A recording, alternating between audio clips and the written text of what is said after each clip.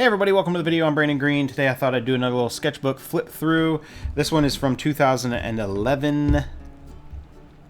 No design on the cover. Sometimes I do funny stuff or fun stuff on the cover. This time I did not. Sorry. Yeah, so we'll just get right into it. This is, I think everything in here is people sketching. A lot of the mall, like food court people sketching. A lot of Walmart at this point. This is just a good time in my people sketching lifespan, I guess. Learning a lot of stuff. There's a lot of experimental stuff. I was trying new things, trying new techniques, new equipment, but it was still a whole lot of fun. So, some folks at the food court in the mall.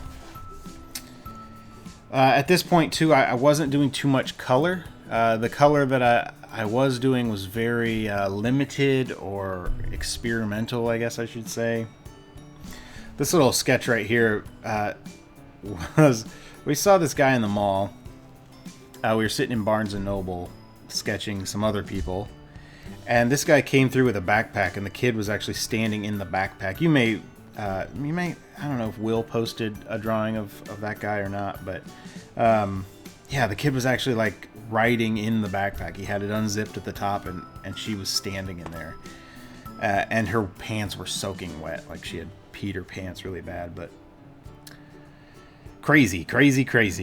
So I did a little sketch there, and I don't think I ever actually went through and drew the kid, finished it, or did a more complete drawing, but still pretty funny. I painted this guy digitally, like I painted him. I think I posted him on my blog a long time ago. This guy was kind of a recurring character. I saw him several times. These are at Barnes & Noble. I used to draw with ballpoint pen quite a bit, and I kind of miss it. Ballpoint pen is so great because it acts kind of like a pencil, like a permanent pencil. You can really get some nice like gray tones out of it. There's a non-people sketch, little dinosaur. We went to Amarillo Zoo, Will Terrell and I, and we just had a day of sketching at the zoo. So these were some spider monkeys. Very, very quick, obviously. They move really fast. You don't get much time to draw them. So it's a lot about gesture, a lot about quick anatomy.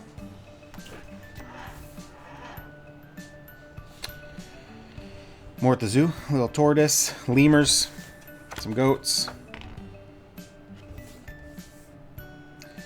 I'm guessing a kangaroo. I don't remember there being a kangaroo there, honestly. Maybe that wasn't. Maybe it was something. Maybe it was like a wallaby or something. Then we got to the tiger. Man, the tiger.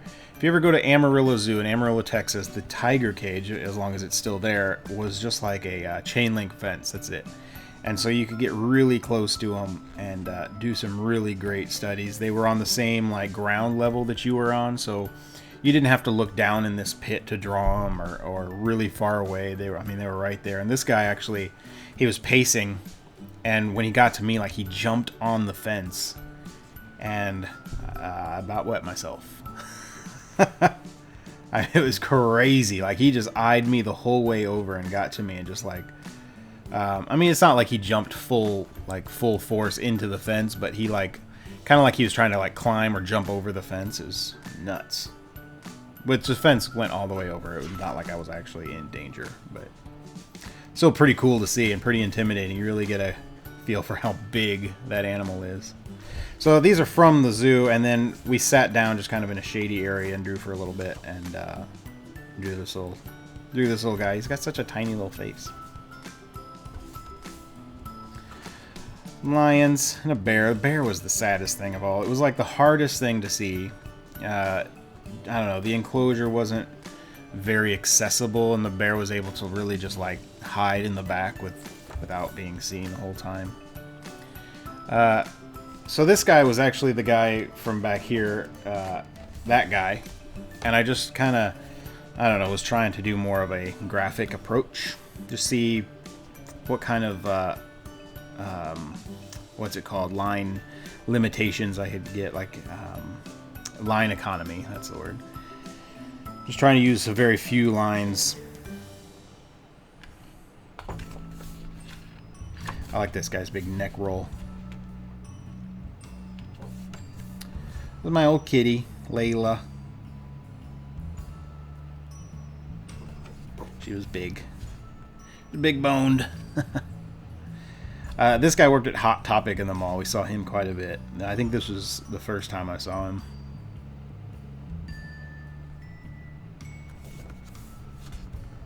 You can see I was really just sticking to colored pencil at that time. Which I still kind of do. Like, a lot of my sketches are colored pencil, and then I'll marker over them now. But a little lighter, and two, this is a Moleskine sketchbook. It's not a I use the toned paper now, pretty much exclusively. But you know, so it gives a different look. You know, it definitely makes the red and the blue brighter. I do this in church. The preacher was just very charismatic. He just really was excited about his preaching. So I drew him, and then I added the snake. He wasn't actually holding snakes. I just thought it'd be funny.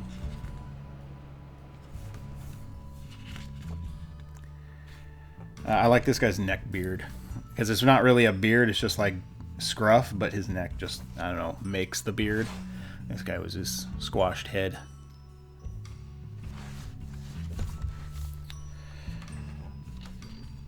Out at, I'm pretty sure this is all at Rose's Cafe, a little Mexican place.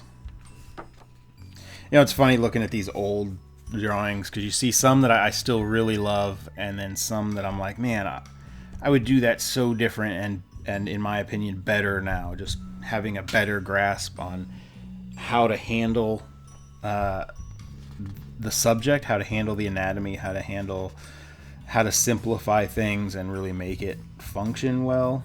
I mean, just things like this neck, like, that bothers me now. I mean, I like that I captured this like turtleneck thing, but it'd be interesting to redo some of these drawings now. Mall cops. I ended up doing a little vectorized version of this guy, a little fuzzy, we called him, but mall cops. I like this lady down here.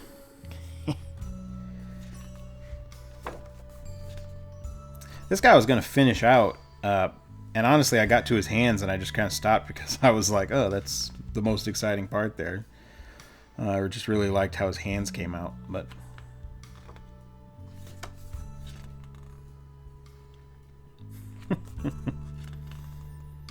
this is at Jason's Deli. We went there often to draw.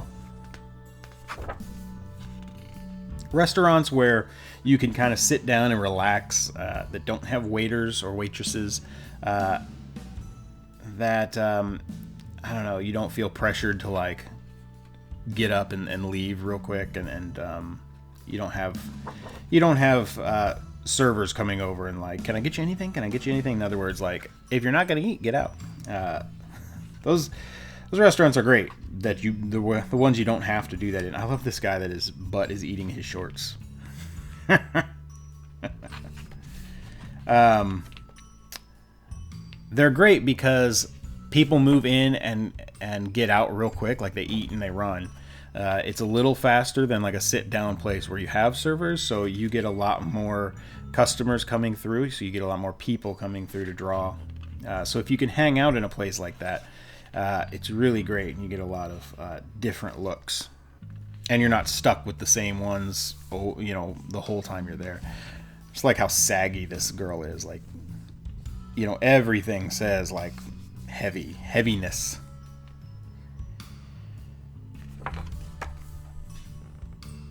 So this is just a little doodle that I did just one evening, just kind of having fun. I used to use these Faber-Castell markers, and I still really like the look of them. I like that you can see each stroke.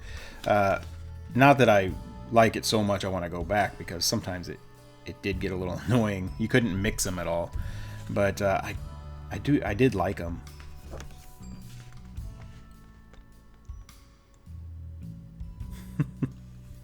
I went back home and was sitting in the mall and doing this in Illinois.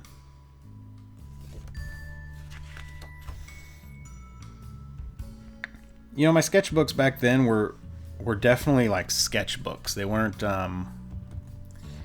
They weren't trying to make each page an illustration or a really nicely composed page.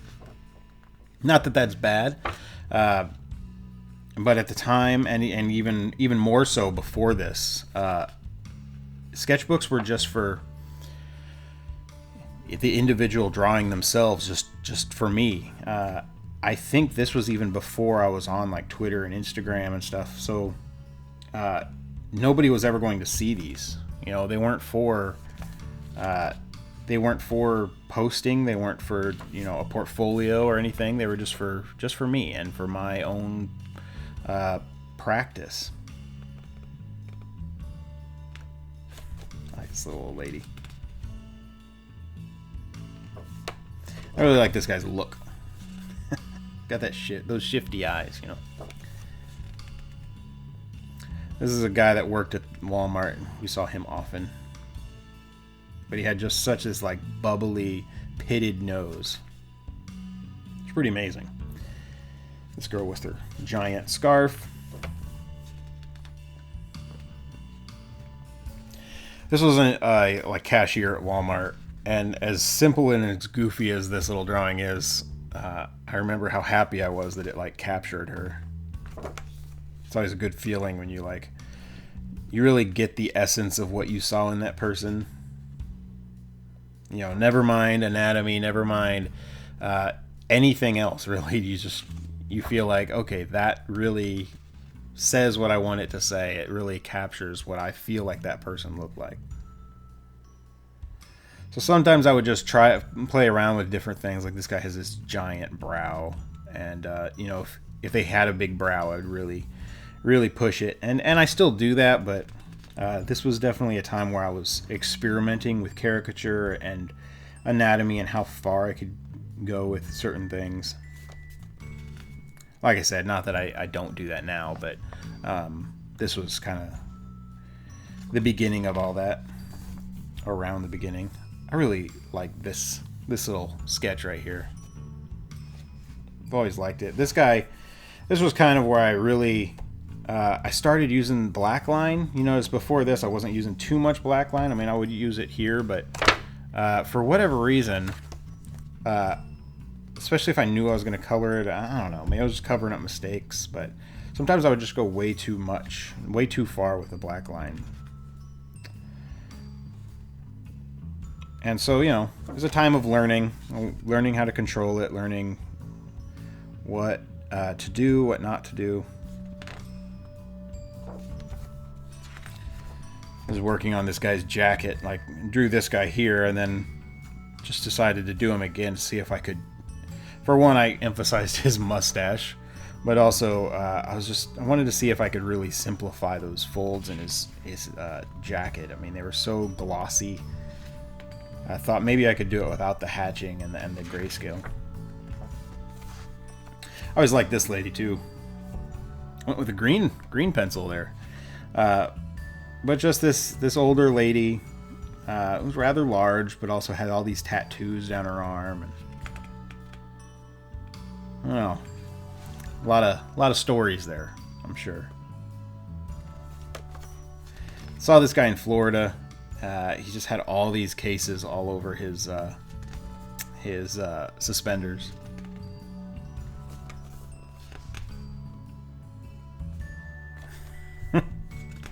So I saw this guy, and I really wanted to grasp the like slobbiness of him.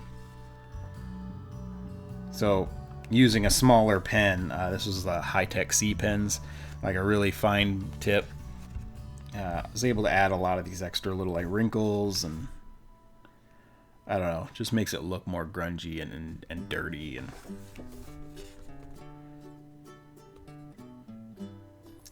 I didn't write where this is from. I think it's the mall though. This guy, I love just how big he was, and he had like one of those affliction shirts where it's like a ton of skulls and this teeny tiny little head and hands. And that's, you know, that's the key to making something look ginormous. You have to make everything else look small. So if I would have given him large hands, or even medium-sized hands, it wouldn't allow this to look so big. Same with the head. If I would have made his head more proportional, it wouldn't have looked as interesting, because his body would just seem normal. It just seemed like I drew the whole thing larger. I always like this little guy down here eating his nachos. Yeah. Eat my nachos.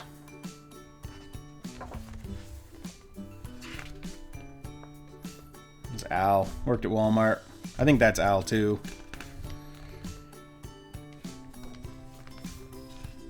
I like this page. Just some very like graphic approaches to things. Of course, this snarly looking guy just stomping into the store. But you know, I like how graphic I decided to do the hair. Just, I don't know. Seemed to work. You know, Walmart. Walmart was such a good place to draw. And then Walmart ruined things by putting up self-checkout and blocked off our view. So this is Juan. When I drew Juan, he didn't catch me, but his like coworker did. And so I'm sitting over here drawing Juan, and his coworker came by and saw what I was drawing, and she stopped. She's like, "Is that Juan?" And I said, "I don't know." And she goes, "That's Juan," and called like other employees out. And so I at least got to add his name, but yeah, completely busted on that one. And luckily they didn't call Juan out and, you know, show him, because he may have been mad. I don't know. I don't know Juan, so I hope if he ever sees this, he's not too upset. It's just a cartoon, man. Well, yeah, got busted drawing that one.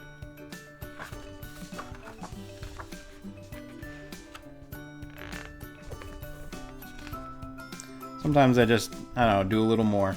And you can see, like, you can see the different markers. I mean, this was before I had Prismacolor markers, so I was having to, like, be a little more creative with how I was able to blend things. You see some of the just stroke choices. You know, I don't have to do that anymore because Prismacolors blend a little better, but those Faber-Castells did not.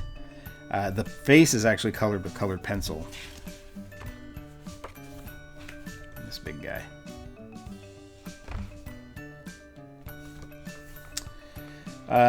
This guy, I don't know, was just kind of having fun, but he was so skinny, I just had this feeling like he'd fall right into the crease of my book. So I actually made him wider than I was actually anticipating. I wanted to make just the crease like him, but I don't know, I guess I chickened out. This guy just had a bunch of like veins on his head, just a giant forehead with veins, so I kind of just, and he disappeared real quick, so I just made up the rest, but obviously kind of having fun with it. This guy with his ice cream. I think that's the last one. This guy at Jason's Deli.